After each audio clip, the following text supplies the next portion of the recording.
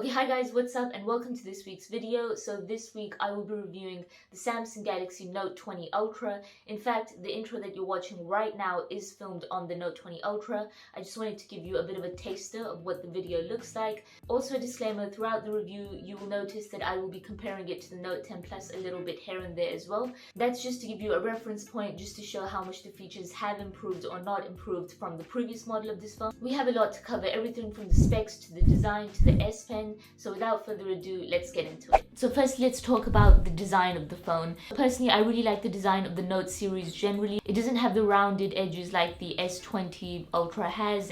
It's a bit more square, which is how I like things. And also, I think everybody's a big fan of this rose goldy copper color. If you compare the size to the Note 10 Plus, this is slightly bigger by 0.1 inches. So this is 6.9 inches versus 6.8. I think the bigger the phone, the better. In fact, I was so close to getting the Samsung Galaxy Z Fold, but because that technology is very new and I don't know how good it is and it doesn't have a pen, I'm not too keen on that yet. Front camera notch cutout of the Note 20 is smaller than the Note 10 Plus. Honestly, it's barely any difference. So the buttons have gone from the left to the right. That's also a slight design change. It literally makes no difference. What I really like is that it doesn't leave fingerprint marks on the back. But you know what? I still really like the Aura Glow color. I think it looks great. And then of course you have the massive camera module, and we'll get on to how this actually impacts when you're using the phone a bit later on. Also, you have the new Gorilla Glass Victus versus the Gorilla Glass 6, which was there before. I have dropped this phone a few times, but I've dropped it on carpet. Also, both are IP68 water and dust resistant, and I have the 256 GB model, so there's plenty of storage as usual. Okay, so now let's talk about the screen. The Note 20 Ultra has a dynamic AMOLED 2x capacitive touchscreen. This is the cream of the crop of phones that you can get. The colors are bright, they look Ultra HD. However, it isn't much of a difference from the Note 10 Plus that also has an amazing screen. The main change about the screen, which I personally really like, is the adaptive refresh rate going from 1 Hz to 120 Hz, and that does allow for really smooth motions, animations. So when I'm scrolling, it does look better and smoother, and it does feel like you are using a very premium device. So now let's talk about the internal specs and speed. So I'm very disappointed with the battery actually, because it's only gone from 4,300 milliamp hours to 4,500, and that has made no difference. At least the way I use my phone, there's no major improvement to the battery. I haven't felt that it lasts any longer. Also, the Note 20 Ultra comes with the 25-watt super fast charging. The phone is not compatible with 45-watt charging, but to be honest, that's an extra feature anyway. When the Note 10 Plus came out, I never went out of my way to buy the 45-watt charger. Also, the fingerprint scanner is the exact same. I personally am not a big fan of the fingerprint scanner because it sometimes works, it sometimes doesn't. However, because you have that face recognition and the fingerprint scanner on, there's no problems unlocking your phone. Also, a very controversial thing, the Snapdragon processor, the 865 Plus, which is in the Note 20 Ultra.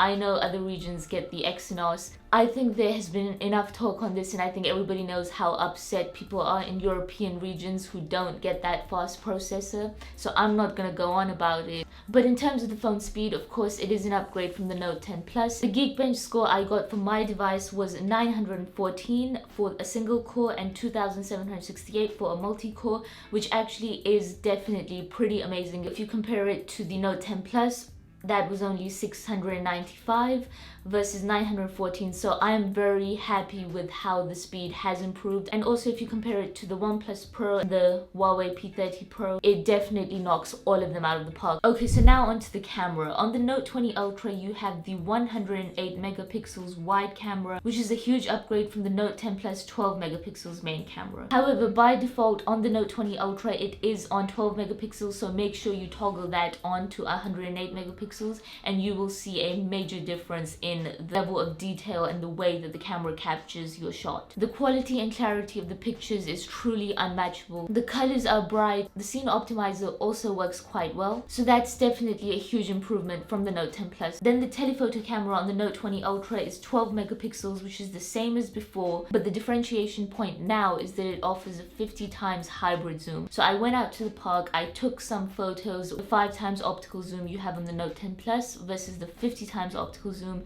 And yeah, you can definitely get more up close and personal to things, although the resolution isn't great. I was also inspired by the moon from my bedroom window one night, so I tried to take a picture of the moon, and I'm very surprised that the camera actually caught those images. The ultra wide camera is pretty hard to differentiate. Although the megapixels have slightly decreased, the quality looks pretty much the same. The Note 10 Plus had a great camera for low light shots, and that has been replicated for the Note 20 Ultra. I've used them both in low light and they are both pretty good. Maybe the Note 20 Ultra is slightly better, but again, it's not much of a difference. Now let's talk about the live focus feature. So on the Note 20 Ultra, when I took pictures with the live focus feature, I felt like it was more thorough, better at blurring the background, whereas with the Note 10 Plus, sometimes it would accidentally blur out the person that you're taking the picture of. Both cameras, of course, offer the Pro feature, which is great, but of course, you are going to get a better image quality on the Note 20 Ultra because of the better overall camera. The other features on the camera are pretty much the same. For example, panoramic shots, you have hyperlapse, slow-mo.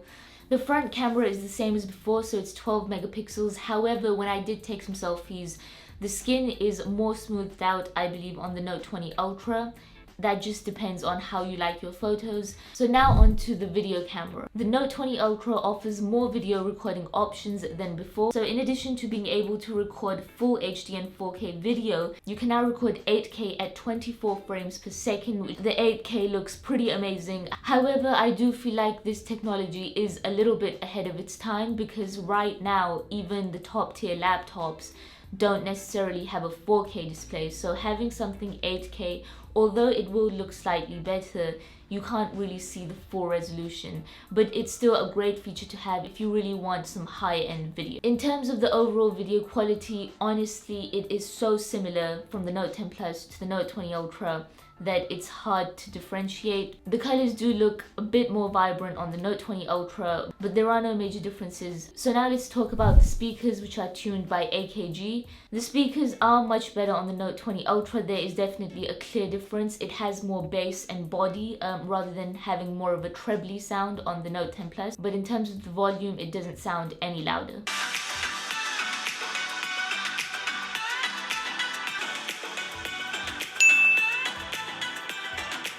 So now let's talk about a feature which is exclusive to the Note series, which is why I buy this phone every year or every other year. And that is the S Pen. I personally love having a pen because it acts like a remote. It acts like a little pen where you can jot things down. Sometimes when I'm editing on my phone, for example, little TikTok videos and things, having that pen is much better than using your finger. I just love having extra features on phones. I use, of course, the note-taking app the most. You can use the S Pen as a remote to play, pause the music, skip to the next track, and I use these features all the time. Also, in the car, you can have your phone Google Maps on at the front and you can pass the pen to somebody at the back so they can control the music, or they can even control the phone.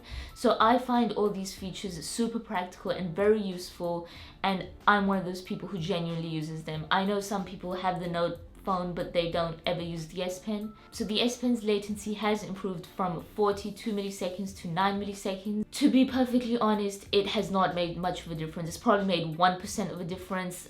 They both write extremely well. Also, something which I'm looking forward to, which I don't think is out yet, at least I haven't seen it out yet, is the ability to combine OneNote, so Microsoft OneNote, with Samsung Notes, because I organize my entire life on OneNote. But on my phone, when I take notes using the S Pen, it goes on the Samsung Notes app, so that's a bit annoying that I have two different apps for notes and I have to constantly try to integrate them. But I believe they are working on finding a way of merging the two so that you have all your notes in one place. There are also the new Anywhere actions. I don't like them. I don't use those. I just think that it's easier to use your finger when you quickly want to do something on your phone rather than doing all this kind of wand magic with your pen. So overall, there isn't that much of an improvement to the S Pen apart from the latency and some extra features, but I just think the S Pen is a great thing to have generally, so I really like it. An extra feature is the ability to connect Samsung DeX wirelessly now from your phone to your TV. It would have been good if there was a wireless way to connect your phone to your laptop, so you know, being able to transfer things, or even an external monitor, but for the TV, I don't find find it that useful. One thing I noticed about the S Pen, which is to do with the design of the phone as well, is that when I take out the S Pen and I write something on the phone, with the phone being on a flat surface, because of the camera module at the back, the phone actually kind of goes up and down a little bit, which is a bit annoying. So I don't know, maybe they should have put the camera module in the middle or do it all across so that on a flat surface it can at least be still. So overall, the phone definitely has, 99% positive points and maybe some 1 or 2 negative points, but overall it's a great device. I absolutely love this phone. I love the Note series generally. Camera is great, the speed is great, the look is great. It has all the extra features that you want. So that's my review of the Samsung Galaxy Note 20 Ultra. So that's pretty much it for this week's video. If you enjoyed it, give it a thumbs up, share it with your friends, and subscribe to my channel for weekly content related to lifestyle reviews, tech, interviews, and I will see you in my next video. So until then, take care.